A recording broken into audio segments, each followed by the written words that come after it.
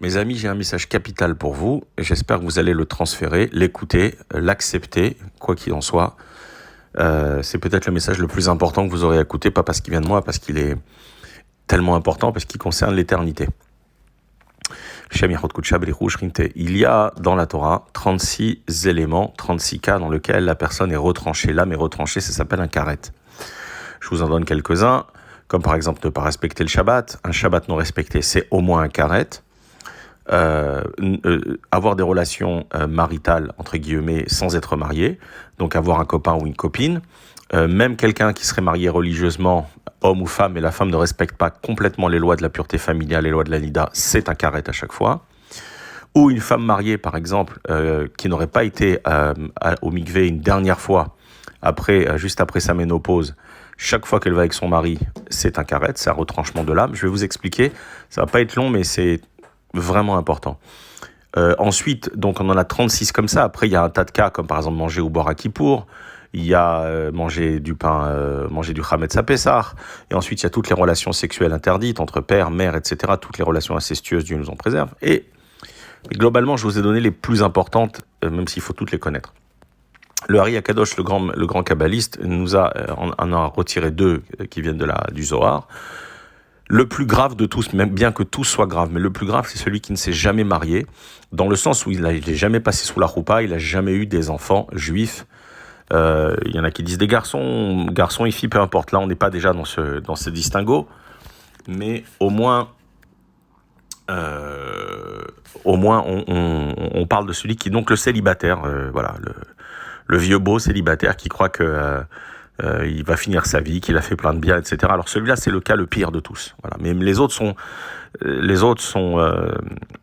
aussi sont graves. Mais celui-là, il ne revient même pas 2 fois, 3 fois en réincarnation. J'explique.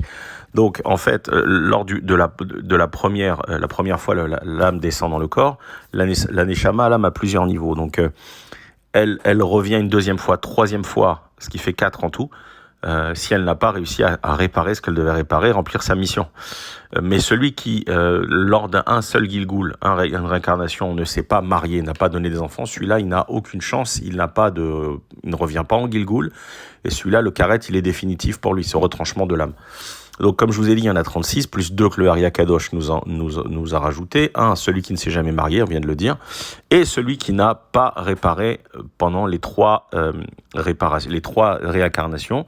Celui qui n'a rien réparé, alors celui-là, eh bien, c'est un karet définitif, et on va voir ce qui se passe après.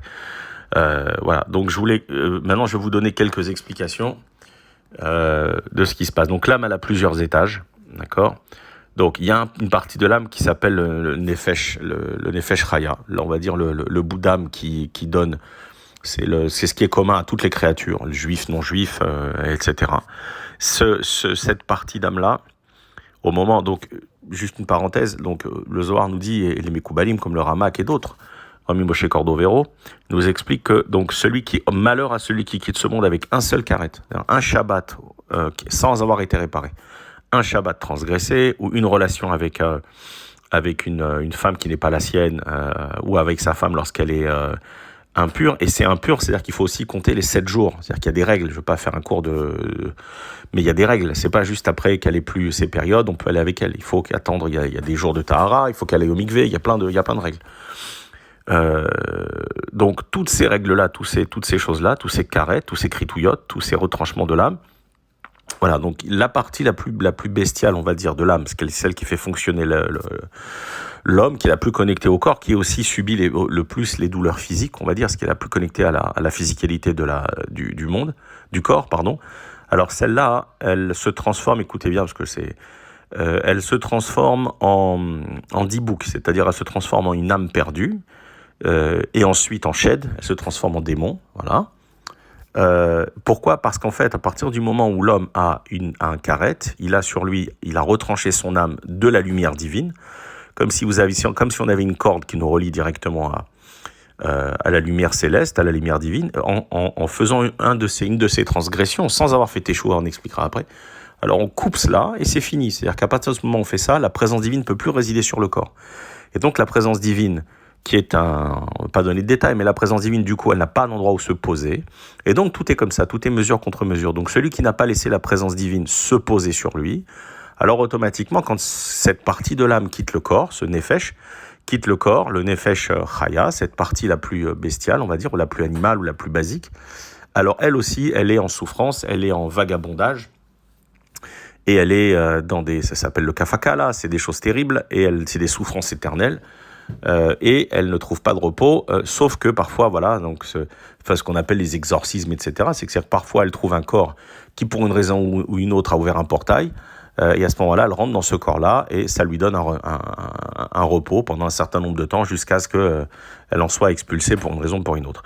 Donc, et ensuite, elle se transforme, Dieu nous en préserve, en roi Ra, elle se transforme en esprit du mal, en démon, voilà, et elle-même, elle va...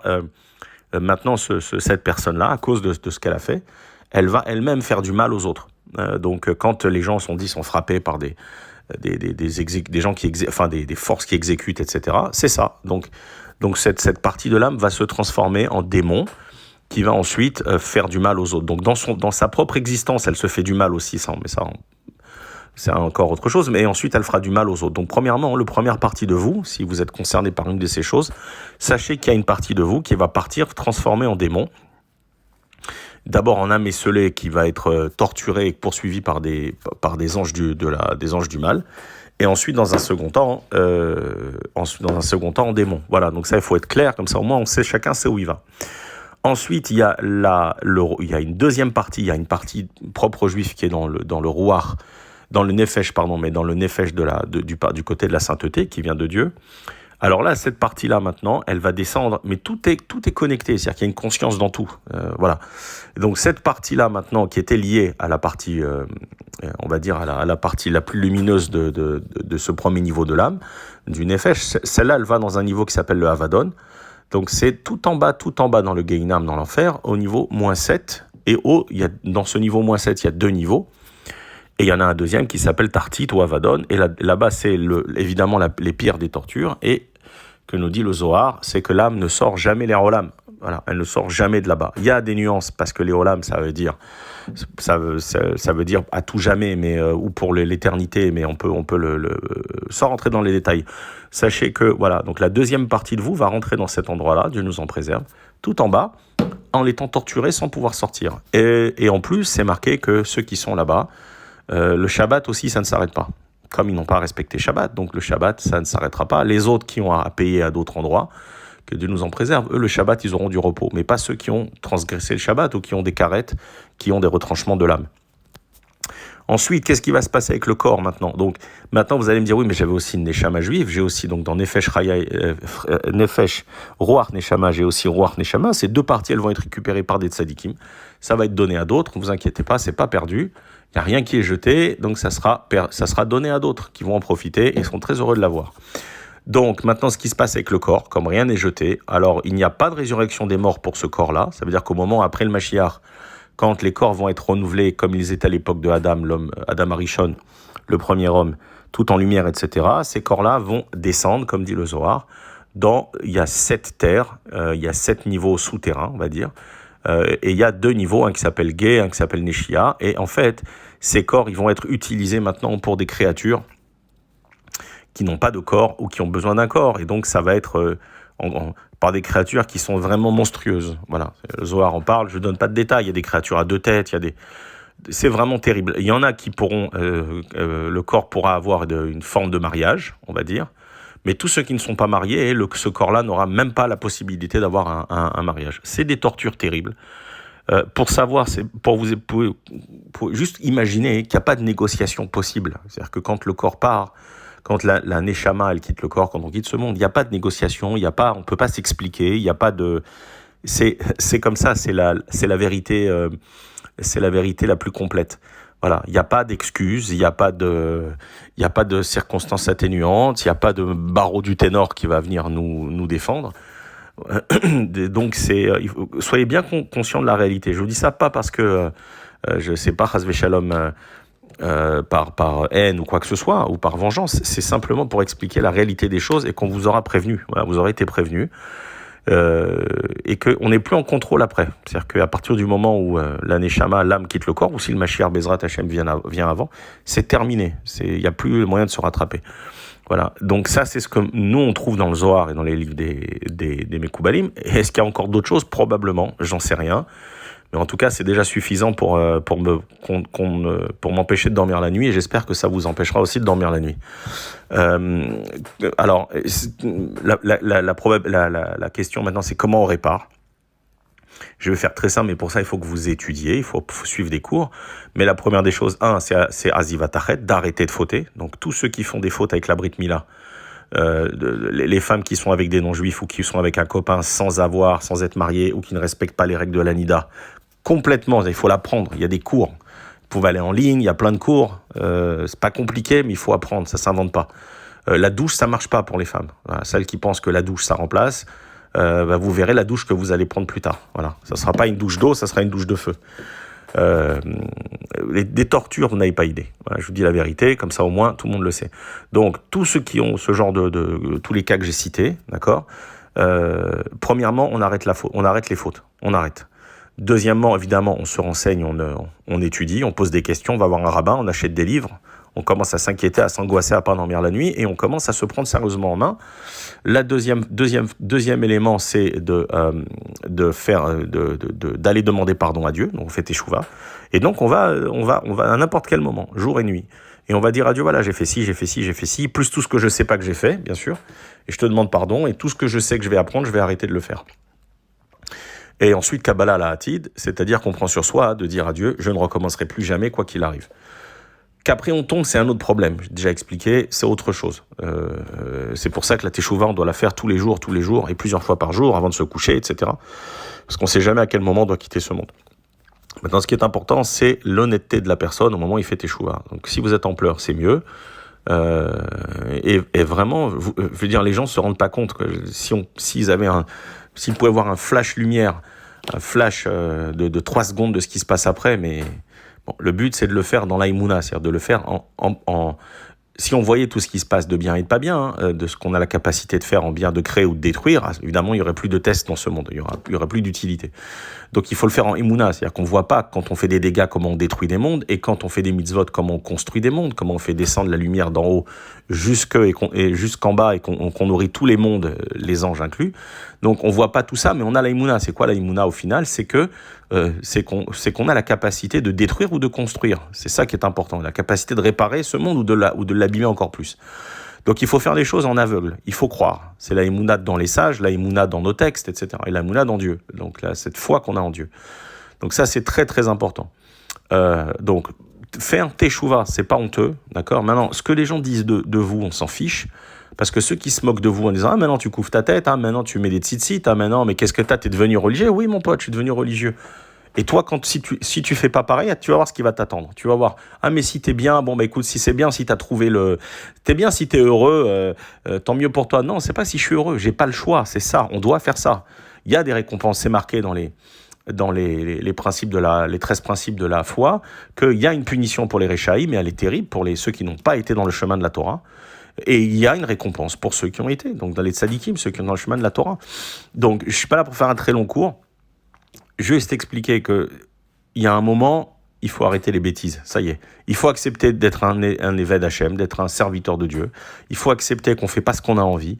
Il faut accepter que ce monde-là, c'est un monde où on vient pour travailler, et on vient pour réparer, pour travailler. Et on n'est pas là pour son plaisir personnel. Je sais que c'est très dur, vous me remercierez peut-être après, je le souhaite. Ensuite, il faut savoir que quand vous allez commencer à faire teshuva, il y aura, parce qu'il faut en fait qu'il y ait un kippour qui passe. Donc la teshuva, elle est acceptée, mais elle est en attente. Et il faut qu'il y ait un yom kippour qui passe, pour que la teshuva elle soit complètement acceptée. Donc déjà, c'est un très mauvais signe ceux Dieu nous en préserve qui meurent avant un kippour. Et par contre, c'est un très bon signe ceux qui meurent après kippour. Ou pendant kippour. Rabbi Akiva, il est mort le jour de kippour. Le Soulam, il est mort le jour de Kippour, le grand Mekoubal. Ça, c'est une discussion, mais peu importe. Donc, il faut savoir ces choses-là. Ensuite, ce qu'ils nous disent les sages, c'est qu'il y aura il y a un paiement à faire pour ça. Donc, il y a 2 choses. La teshuva, c'est arriver tout sale chez son père en disant je suis désolé, voilà, je reviens vers toi, j'arrête les bêtises, mais maintenant on est tout sale, donc il faut réparer. Donc la teshuva, c'est revenir, mais maintenant il faut réparer. Si on ne fait rien, et il faut être honnête, si on ne fait rien, on vous enverra du ciel des yissourines, on vous enverra du ciel des choses difficiles. Dieu nous en préserve. Ça peut être des choses, ça peut être l'argent, souvent c'est l'argent, souvent ça va être des choses parce que il faut payer les dettes et elles seront payées d'une manière ou d'une autre. Donc ne vous attendez pas à avoir une meilleure situation financière, sauf, je vais vous expliquer comment, attendez-vous à ce que vous ayez une suite logique, une chute, on va dire, dans la réalité matérielle. Voilà. À tout niveau. Et ça fait partie de la correction, ça fait partie du paiement, du tikkun. Alors vous allez dire, moi je veux bien faire tchouva, mais j'ai pas envie d'avoir tout ça. Donc il nous explique le Rama, qui nous dit, le Rabbi Moshe Cordovero, il nous dit, vous avez 3 options. La première, c'est de rien faire, et à ce moment-là, dans le ciel, on va vous les envoyer. Quand vous avez vraiment fait tchouva, vraiment, on arrête. Les femmes, on se couvre la tête, on se balade pas en jupe, les jambes nues. Je veux dire, les hommes, on va prier 3 fois par jour, on fait Shabbat, on fait plus de bêtises avec la Brit Mila, on fait attention à ses yeux, on règle les situations de copains, copines, etc. Tout ça, on les règle, mais immédiatement, c'est urgemment. Ceux qui sont avec des non-juifs, il faut quitter la personne tout de suite. Une non-juive avec une juive avec un juif, elle le quitte, voilà. Qu'ensuite ils fassent ça, pareil pour l'homme et la femme, qu'ils fassent leur conversion à part, qu'ils se retrouvent après, c'est un autre problème. D'accord ? Mais pas on reste ensemble pendant qu'il y a une conversion. Ça n'existe pas. S'il y a une conversion qui a été faite, qui n'est pas vraiment une conversion, et tout le monde sait si la conversion qui a été faite, elle est valide ou pas, à ce moment-là, pareil, il faut quitter la personne immédiatement. Voilà. Même s'il y a des enfants. C'est pas plus bête que ça, et c'est pas plus difficile que ça. Je sais que c'est très dur. Mais encore une fois, l'épreuve, elle est à la hauteur des bêtises qu'on a commises.